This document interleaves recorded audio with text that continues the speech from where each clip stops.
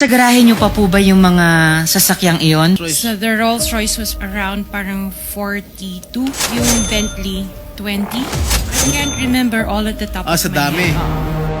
Sarah, Diskaya, nasa garahe niyo pa po ba yung mga sasakyang iyon pag chinek po ngayon? Yes po. And sabi niyo po kasi sa kanila nung interview, 40. Gano'ng karaming kotse meron kayo? Personal use lang namin, nasa 30 plus na yata siya. 30 plus. 40. Mga 40 plus.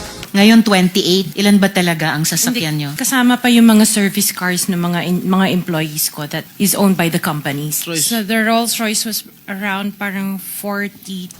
The Maybach 22. Yung Bentley 20. Yung Cadillac po. Parang yan, mga 11 yata po yun. One white, one black. Yung isa 8. Yung black.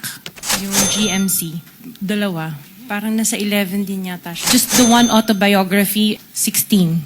Defender, Range Rover. Nasa parang 7 yata yun. The Evoque, Range Rover. Parang nasa 5 lang yata po siya. So ilang beses ka bumili ng kotse sa isang taon? Minsan sa isang taon, isa. Or kaya minsan 3 yung iba.